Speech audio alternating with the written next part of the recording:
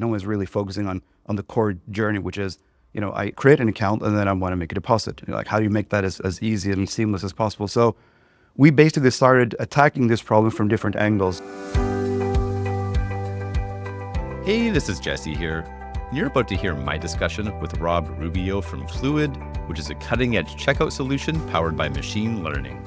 Recorded in person at last month's SBC Summit in Lisbon, Rob explains how Fluid is innovating in the payment journey for users of gaming platforms, how they found quick product market fit selling their solution to operators, lessons from his own experience as an angel investor that are influencing his approach to building Fluid, and Rob even dropped some breaking news that Fluid has just closed a new seed round from a group of investors that includes happyhour.io. I'm a huge fan of what Rob and his team are building, and I hope you enjoy learning about it as much as I did. The Betting Startups podcast is presented by Optimove, the #1 CRM marketing solution for the iGaming market. 4 out of the top 5 US operators personalize player experiences with Optimove.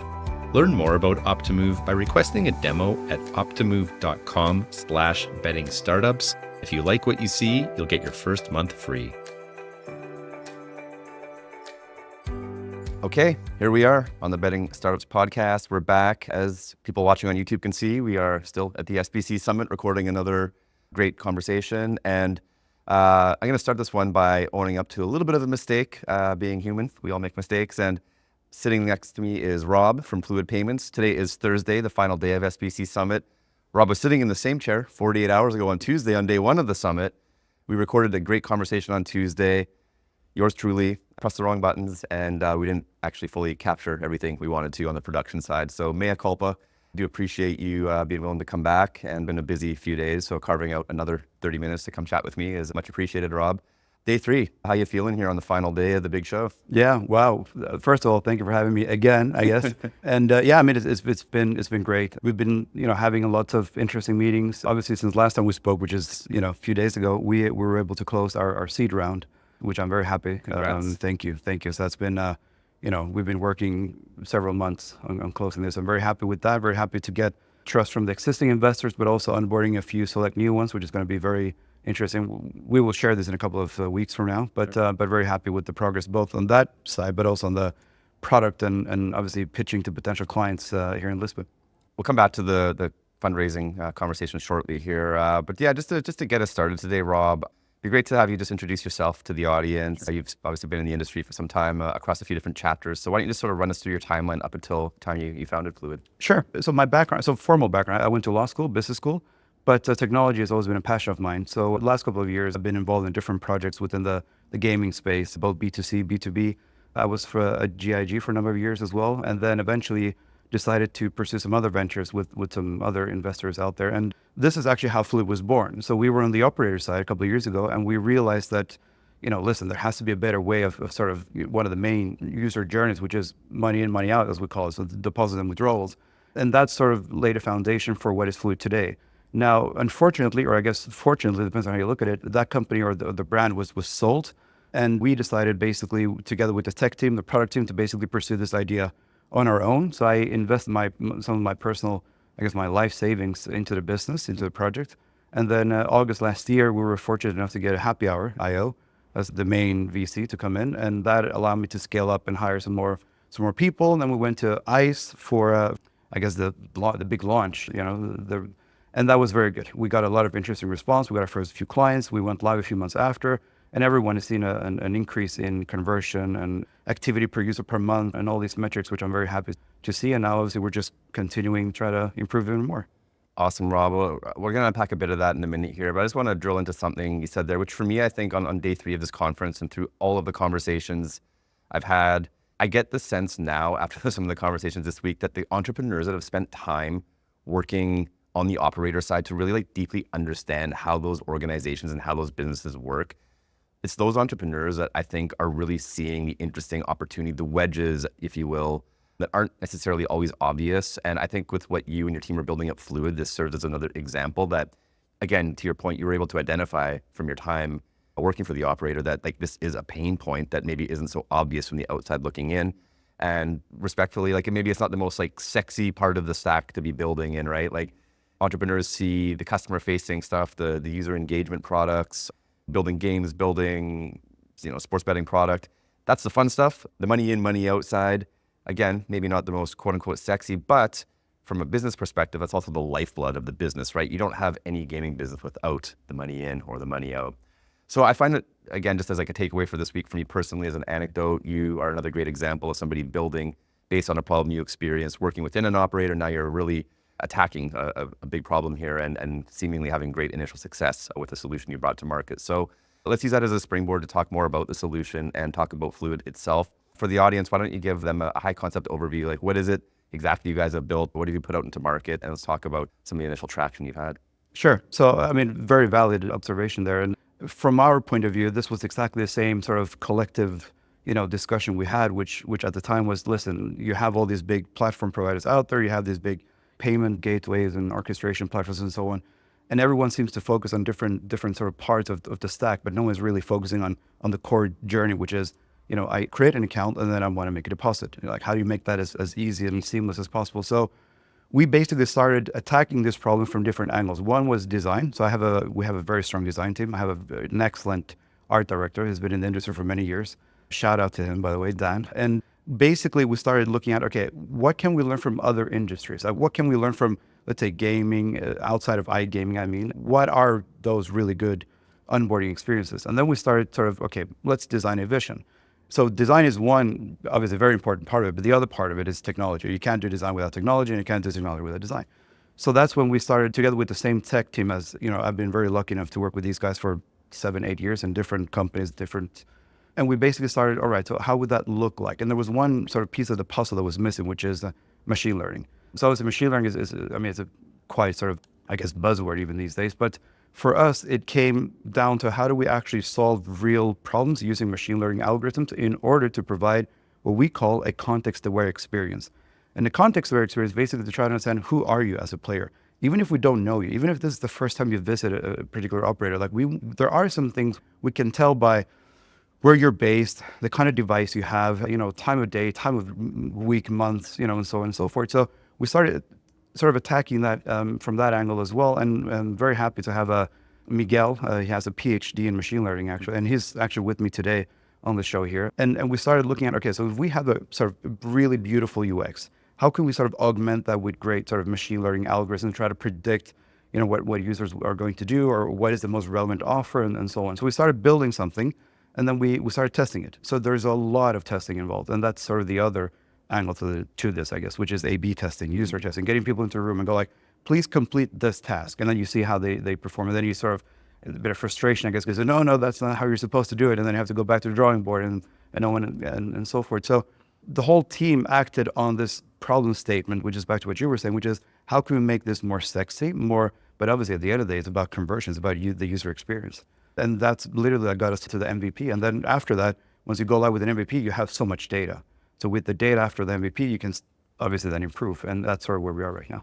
Yeah, I really resonate with this problem statement that you guys are attacking. It's, sample size of one, but my experience working for an operator, as the audience probably knows by now, I spent 6 years at Pinnacle Sports.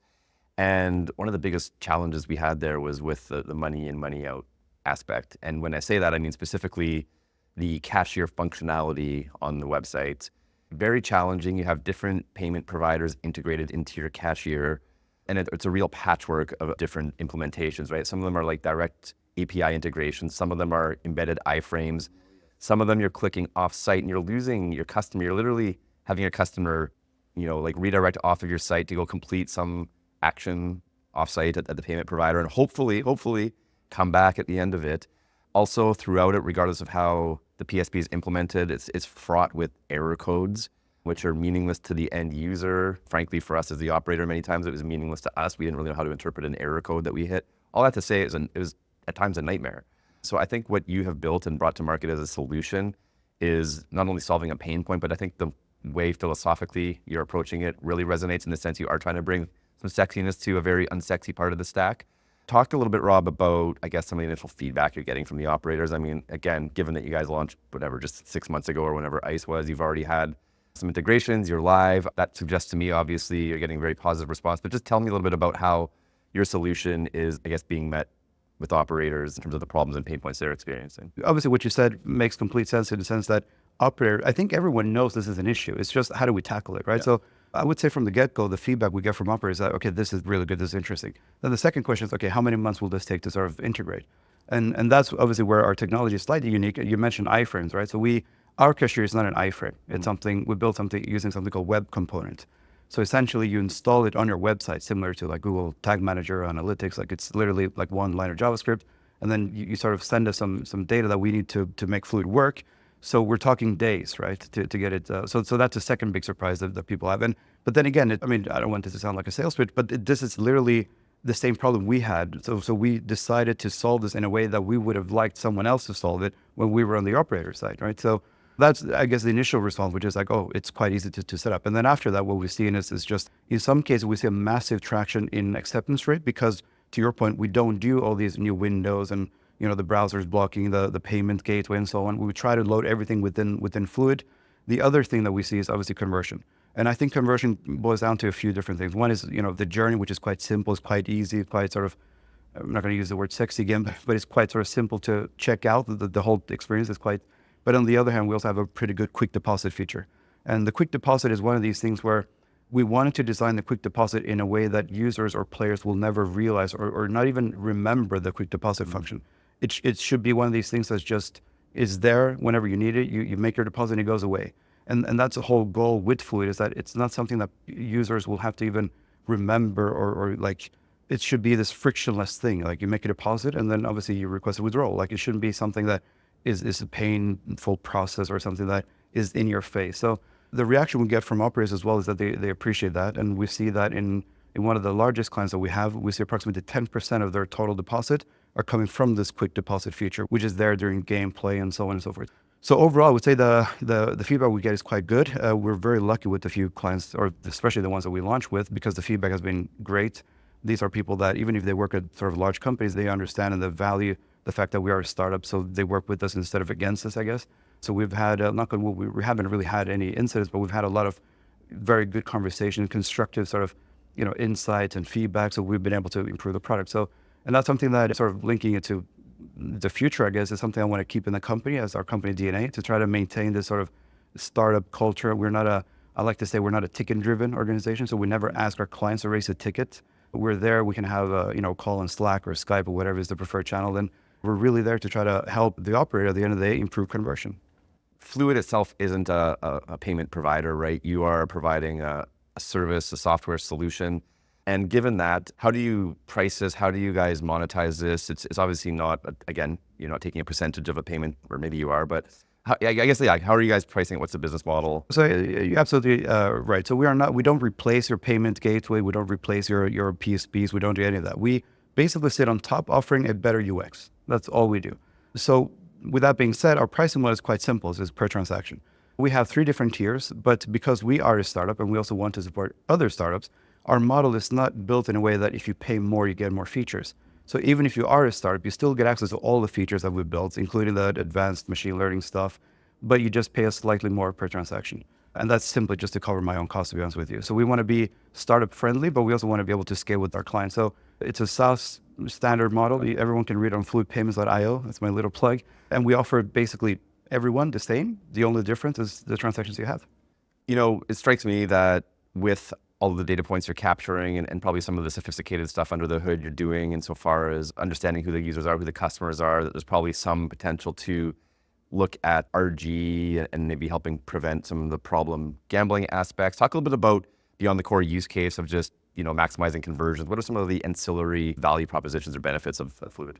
So we actually have a feature which is already live and it's being used by one of our clients, which is if a player has a deposit limit in place, we will respect that deposit limit and we will use that as the maximum deposit amount allowed on the first step of the process. This obviously improves the UX because if you look, you know, traditionally, in some cases, the players have been allowed to try to make a slightly higher deposit, only then to get an error message back saying that, sorry, that this doesn't work. But the way we've built it, like you literally can't go to step 2 unless you actually have a, let's say, call it a valid deposit amount, which then respects the RG limit. So there are things that we can do to respect from an RG perspective, but also to provide a better UX to the end user. And if the operator wants to then say, okay, listen, you know, this transaction won't go through because your limit is so-and-so, click here to read more about your limits. I mean, you can have that interaction straight away from Fluid. So we believe in RG, obviously, because we want to look after our players or customers of our customers, I guess, but also to improve the UX and be quite clear about how you set your limits, how you modify your limits, how you can, incorporate that as part of the deposit journey. Another aspect that we do as well is KYC. So we have a fully automated KYC solution in place, which means that if you have a player and for whatever reason, either you or PSP requires KYC on this particular player, we can do that fully automated in the deposit journey. So no more sending an email asking the player to send a passport or whatever source of whatever it is, which is super unsafe. I mean, email is not really safe anymore, I guess. You can do that basically at the whole thing within the fluid sort of checkout journey. So these are the main features that are, I guess, RG related that we're live with at the moment. Given that you're live in production now with clients whose businesses really depend on Fluid to do deliver on what the value proposition is, for you and your team internally, how do you sort of strike a balance between allocating internal resource, and everybody has a finite amount of resources, we know this. How do you split between supporting those existing customers and integrations versus allocating resources to continue to iterate and build on the product, maybe find new features or benefits for other use cases? Yeah. That's a very good question. To be honest with you, I'm not sure I have the right, or we have an answer for it yet, but our take on this is, so a lot of us are very inspired by the sort of the Japanese Kaizen, like continuous improvement sort of way of thinking. So we don't treat Fluid in a way, and I've seen this in a lot of companies where you have application development, application maintenance, and these are sort of separate functions. For us, it's just continuously improve the product, which includes maintenance, of course, but it also includes adding new features. And let's be real, at the end of the day, some of our devs and the team, I mean, what really drives them is obviously improving things, adding new features, solving interesting problems. So it's not necessarily to patch a database or upgrade, some library. With that being said, now that we are live, we do feel that responsibility. And obviously we have an on-call 24/7, there's support, all that stuff, which you have to have, right? But our focus is, instead of having that as a separate function, is that we all own this sort of together. And then we try to continuously improve the product, which also is beneficial, I guess, to our operators, because they get new updates, features on a weekly basis. So we tend to write on Slack, because that's how we deal with most of our clients. We tend to let them know, okay, so this feature is live. If you need any help, you can always ping us and we'll do a demo. If not, here's the documentation. So we have this continuous delivery model which works. And I think eventually, as we grow, this will be a challenge. We will have to, and hopefully I will, I don't know, maybe listen to your podcast to find some potential solutions to how to solve it. But right now, our take is we just continuously improve the product. And that's how we deal with both maintenance and adding features. Let's shift and talk about the funding side of it. So you shared some news, I guess breaking news we'll call it, at the start of this conversation. You've officially closed your seed round. Whatever you can share, Rob, tell us about who's on your cap table now. And also, I'd love to hear a little bit about just like the journey of raising this round, right? Obviously, it's no secret, anybody raising in any industry right now, capital's difficult, capital's expensive. There's not a lot of leverage that a lot of startups have right now in those conversations. Love to hear just a bit about your experience through this journey up until the point of closing the round. So I have to be honest with you, it hasn't been easy. I mean, as I mentioned earlier, we were lucky enough to get Happy Hour IO August last year. So that obviously helped us and gave us a bit of, runway to finalize the MVP and eventually go live. But after that, obviously, we started talking to potential investors. And I think there was as with any process, as you already mentioned, certain times on one hand, valuation on the other hand. And then, to be brutally honest with you, I mean, we weren't live completely with enough data, I guess, to be able to then go out and say, but look at the impact of Fluid. So obviously, for every month that we haven't been able to have that data on the table, it has been hard to find additional investors. Now, here's where the Happy Hour guys really stepped up, especially Robin, over there, one of the founding partners. And he's basically, or they have helped us through that process. So after the goal live with, especially one of our largest clients, after month one, we saw a very good increase. And after month two, we saw the same. And then month three, I go like, okay, there's something here, right? So we saw a 3% improvement in conversion rate. We see a 5% improvement in deposit per user per month, and a 10% improvement in acceptance rate. So now that I had this data, based on hundreds of thousands of transactions, I was then able to go out and say, listen, guys, this is ultimately the impact of Fluid.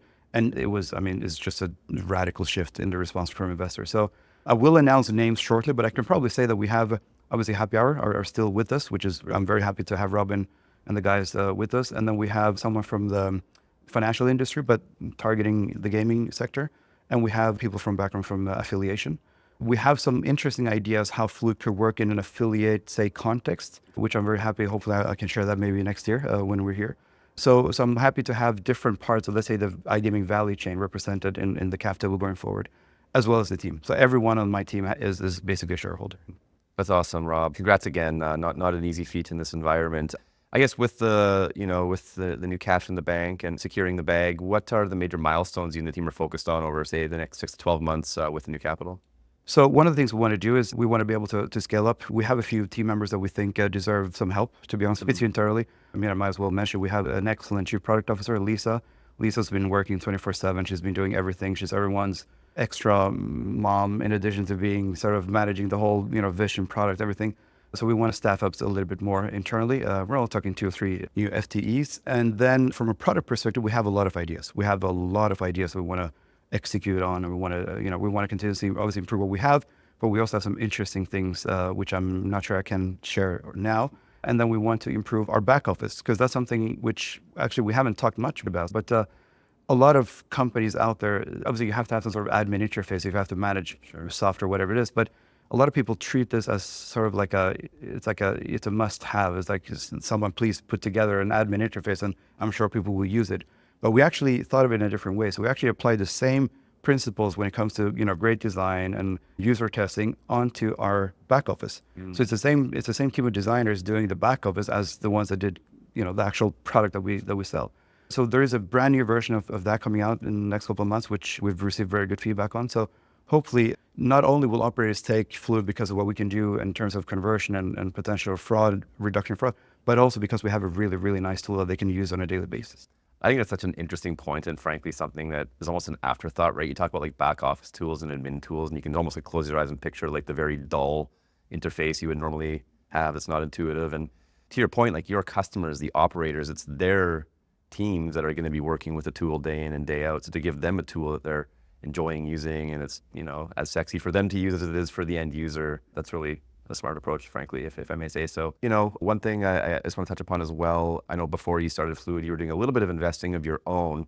And what I'd just love to hear a quick take on, Rob, is obviously with whatever you've invested in the past, you have your own sort of like criteria in which you look at opportunities, your own sort of mental model of what constitutes a success, potentially successful business that you would be willing to put money into. What did you perhaps learn through your investing that you brought into Fluid now that you're operating? Like, what are, I guess, some of like the key lessons you learned sort of through those activities that are now helping you on your journey with Fluid? Sure. That is a good question, actually. I think if I have to think about it right off the bat, I would probably say a business or like a value approach. And by that, I mean, because technology, I mean, it's fun. I mean, if you love technology like we do, I mean, technology for the sake of technology, sometimes you could just sit there and go like, oh, look at this feature, look what I can do. And that's fine. But on the other hand, there has to be a real life problem you're trying to solve. And that's probably something that I've been able to learn from being involved in different projects in the past, is unless you have a problem to solve, the technology, sure, I mean, it's nice and everything. You can publish the code on GitHub and brag about it, but it's not gonna help the world. It's not gonna move the needle. It's not gonna do anything. So what I'm trying to bring in, because mind you, that we're 10, 11 people, and most of the team is product focused on product and dev. So for us, a lot of it is down to what is the actual problem we can solve. And that, I think, is a little bit of the company DNA I want to have, but it's probably due to the background that I have as well, in the sense of let's build, amazing tech and machine learning, and sure, that's all great, but it needs to solve actual problems, right? Final question I'm going to hit you with today. Let's pretend on the table in front of us here, we had a crystal ball sitting here. You're looking into it in, say, 5 years' time, in your wildest dreams. Where's Fluid at that time? And, what does Fluid, I guess, represent, or where is it positioned within the industry? So I still think we will probably be or have a strong foothold in gaming. I really hope that we have avoided becoming a ticket-driven organization, which means that you can still talk to me without having to raise a ticket. And then I really hope that we can help other industries as well.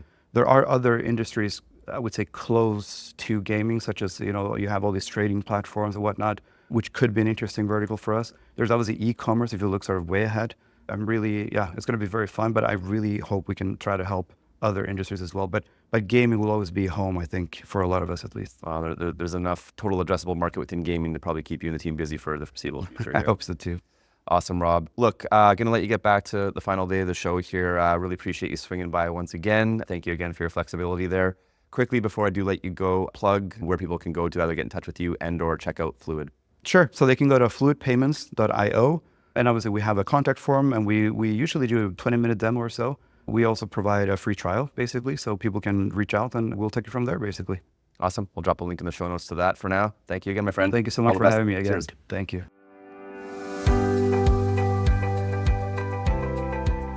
Betting Startups podcast is presented by Optimove, the #1 CRM marketing solution for the iGaming market. 4 out of the top 5 US operators personalize player experiences with Optimove. Learn more about Optimove by requesting a demo at optimove.com/bettingstartups. And if you like what you see, you'll get your first month free.